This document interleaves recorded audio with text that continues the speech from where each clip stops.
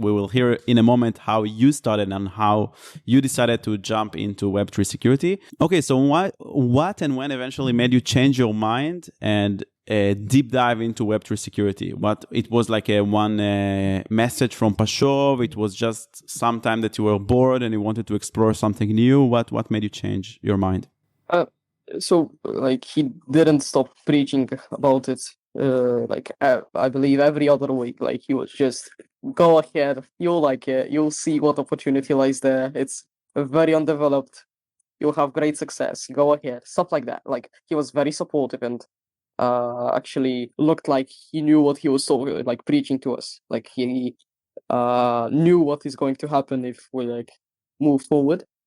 Some listened like faster, some like me delayed it a bit, but essentially most of us just like started doing it sooner or later. So the period, like the time at which I like started doing it was, I believe, like the last days of February this year. So that's like 4 months or even less, I believe. 3 months and something. Wow. You just started Web3 security 4 months ago. Are you sure? Yeah. That's insane. That's very, very insane. So 4 months ago only, you started exploring Web3 security. And how did you start? Did you have like, what resources did you utilize? What was your progress like? What was your roadmap? Because there are so many roadmap threads and videos. And also I prepared a roadmap article and video, but I think it would be very interesting to hear what was your approach and how did you start from knowing nothing about Solidity and Web3 security to the stage where you are in, which is something that we'll discuss later. Unfortunately, like Pashov wasn't the only one who was telling that to me. The trigger I got was essentially looking at some crypto videos on like YouTube. I like looked at I got recommended some what is Ethereum, how does blockchain work and stuff like that. And from a pure development perspective, I was like, what is the data structure that is called blockchain? What is it? How is it structured? Why is it used? And stuff like that, like normal developer questions. Why does this infrastructure get used by so many people? And I got curious, so I started like looking into what possibilities it offered, and got excited little by little.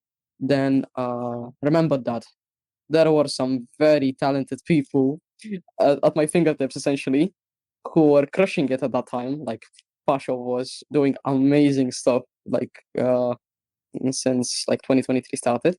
So I like looked at what resources they like posted and started with like looking at DeFi videos. Like I started This is, sorry for interrupting, but this is before learning even Solidity. You just learn the theoretical stuff. What is blockchain? What is DeFi? The use cases, right?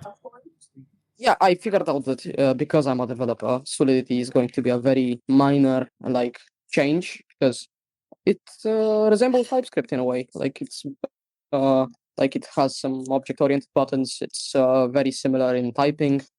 It's strongly typed.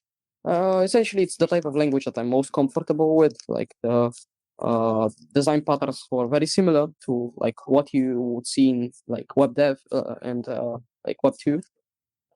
So it wasn't very much of a hiccup for me. So I decided to like go into DeFi first. There was something called a liquidity pool, which scared me to my core. So I like started looking at such videos. I started like watching Finematics and Whiteboard Crypto. Like essentially went through their whole channels.